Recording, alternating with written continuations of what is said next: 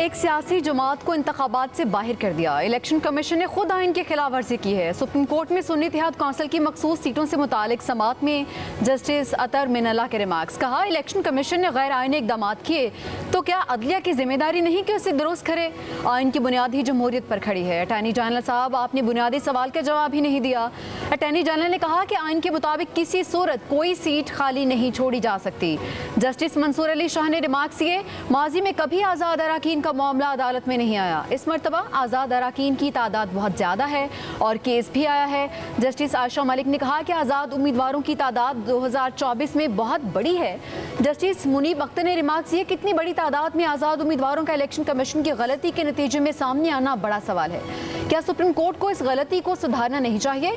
Chief justice बोले, क्या किसी फरीक ने यह कहा कि सीटें खाली रहेंगी? हर फरीक कहता है सीटें हमें दी जाएं। जो मामला सुप्रीम कोर्ट के सामने है ही नहीं, उस पर क्यों वक्त लगा रहे हैं?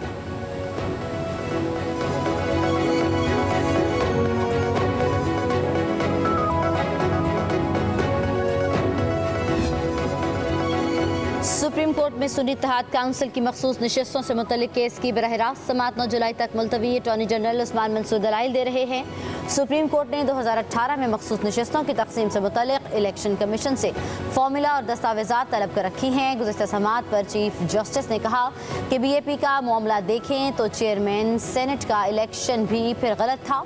पिछली बातें खोलने पर आएँ तो बहुत कुछ सामने आ जाएगा।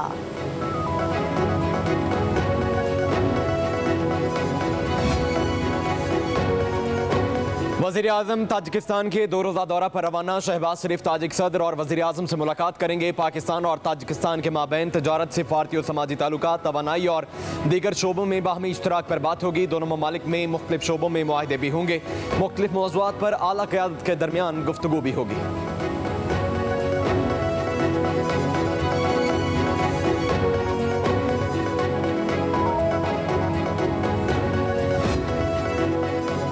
अक़वाम मुत्तहिदा के आज़ाद माहिरीन के ग्रुप ने बानी PTI की फौरी और गैर मशरूत रिहाई का मुतालबा कर दिया। जिनेवा में कायम वर्किंग ग्रुप बराए सवाबदीद हिरासत के मुताबिक पाकिस्तान हुकाम के पास कैद की कोई कानूनी बुनियाद नहीं। साबिक वज़ीर आज़म के कैद इंसानी हकूक़ के आलमी एलामिया, शहरी और सियासी हकूक़ के मुआहदे के 1 दर्जन आर्टिकल्स की खिलाफ वर्जी है। बानी PTI के खिलाफ इस्तगासा शुरू से ही कानून के दायरे में नहीं था।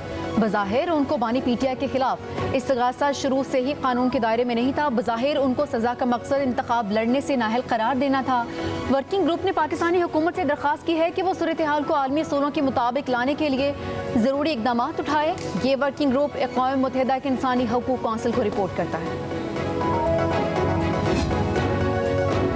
वफाकी वज़ीर क़ानून सेनेटर आज़म नज़ीर तारा ने बानी PTI की गिरफ्तारी और ज़ेर अल्तवा मुक़दमात को पाकिस्तान का दाखिली मामला करार दे दिया। अक़वाम मुत्तहिदा के वर्किंग ग्रुप की रिपोर्ट पर रद्द-ए-अमल में कहा, खुद मुख्तार रियासत के तौर पर पाकिस्तान में अदालतों के ज़रिए आइन और मुरवजा क़वानीन पर अमल होता है।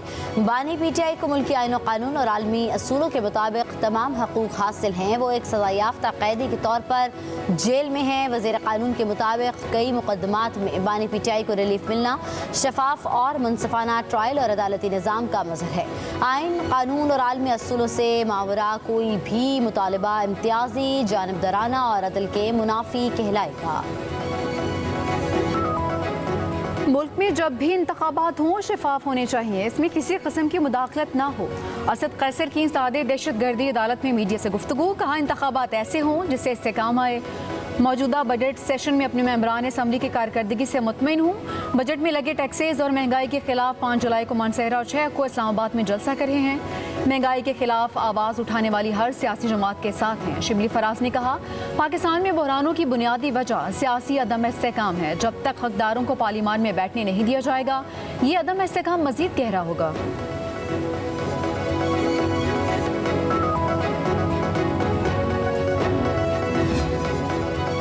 साबिक़ वज़ीर आज़म शोहद खान अब्बासी कहते हैं कि हुक्मरान कर्जे लेकर वोट खरीदना चाहते हैं। इतना टैक्स लगा दिया गया कि एक्सपोर्ट करना मुश्किल है। हुकूमत टैक्स लगा रही है, अपने खर्चे कम नहीं कर रही। कहा, जब तक नैब रहेगा ये मुल्क तरक्की नहीं कर सकता। जो ऑपरेशन मुल्क दुश्मन के खिलाफ होगा, हमें उसकी हिमायत करनी पड़ेगी।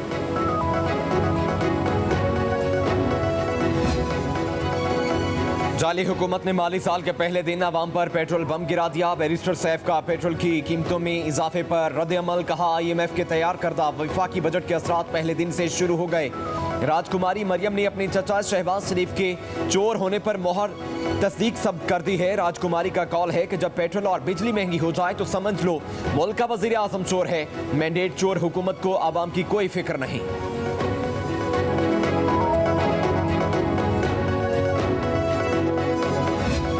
के दोस्तों ने एक प्रेस कॉन्फ्रेंस की जिसको एड्रेस किया वो जो बेबस इनके कन्वीनर हैं खालिद मकबूल साहब, और हमेशा की तरह नफ़रत की उस सियासत को आगे बढ़ाने की कोशिश की।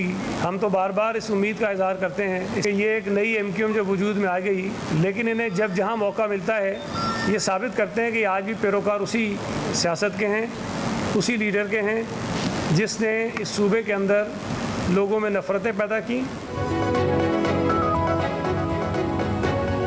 जब भी सिंध में बेहतरी आना शुरू हो तो MQM जहर उगलने लगती है। रहनुमा पीपल्स पार्टी सईद गनी भी मुत्तहिदा कौमी मूवमेंट पर बरस पड़े। कहा मुत्तहिदा को नफरत का सबक बानी PTI MQM ने पढ़ाया है। उनको जब मौका मिलता है साबित कर देते हैं कि वो इसी लीडर के पैरोकार हैं। सोचा था नई MQM पुरानी रविश छोड़ देगी। खालिद मकबूल सिद्दीकी ने नफरत की सियासत आगे बढ़ाने की कोशिश की है।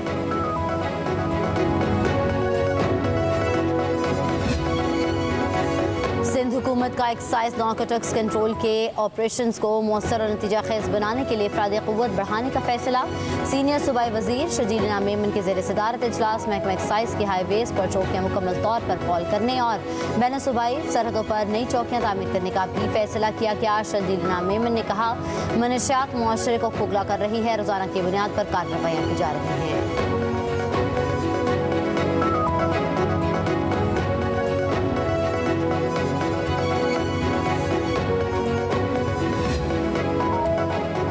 PTI की मौजूदा क़यादत मुश्किल वक्त में फवाद चौधरी की तरह भागी नहीं। तहरीक इंसाफ के रहनुमा शेर अफजल मरवत की फवाद चौधरी पर कड़ी तनकीद। कहा फवाद चौधरी पुलिस को देखकर जिस तरह भागे इससे पूरी तहरीक इंसाफ का सर शर्म से झुक गया। बोले फवाद चौधरी का हक नहीं बनता कि PTI की मौजूदा क़यादत पर तनकीद करें या किसी को मशवरा दें। क़यादत कितनी ही नाकाम क्यों ना हो लेकिन फिर भी बानी PTI के साथ खड़ी रही। फवाद चौधरी ने जवाब में कहा शेर अफजल मरवत और रऊफ हसन कभी काउंसलर भी नहीं बन सकते। बानी PTI को जेल से बाहर आने से रोकना इनका एजेंडा है।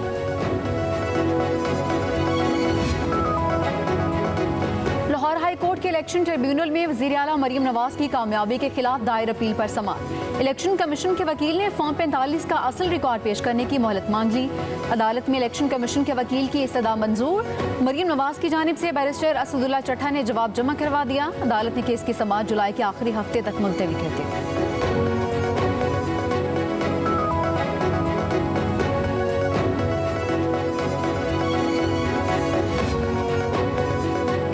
जस्टिस काजी फाइज ईसा की ज़ेर सदारत जुडिशल कमीशन का इजलास कुछ देर बाद होगा। मुस्तकिल चीफ जस्टिस लाहौर और सिंध हाई कोर्ट की तकर्री पर गौर होगा।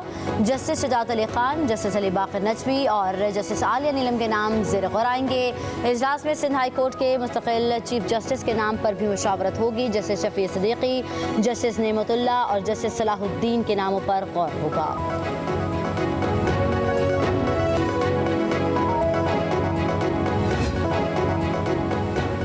इस्लामाबाद और गिरदोनवाह में शाम के औकात में आंधी और गरज चमक के साथ बारिश का इम्कान। खैबर पख्तूनख्वा के बेशतर अजला में मौसम गर्म और मरतूब रहने की पेशगोई। पंजाब में मरी, रावलपिंडी, गुजरांवाला, लाहौर, सियालकोट में चंद मुकामात पर बारिश मुतवक्के। बलोचिस्तान के बेशतर अजला में मौसम गर्म और मरतूब रहने का इम्कान।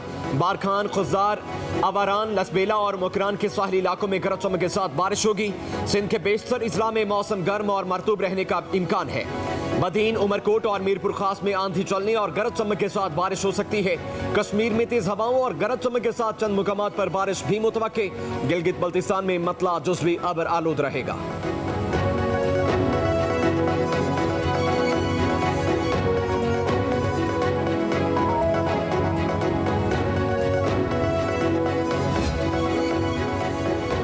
महकमा वाइल्ड लाइफ का पंजाब में 3 एनिमल रेस्क्यू सेंटर्स कायम करने का फैसला। शदीद गर्मी से जानवरों को बचाने के लिए उनकी देखभाल की जाएगी। रेस्क्यू सेंटर्स में जंगली हयात को मुकम्मल बहाली तक रखा जाएगा।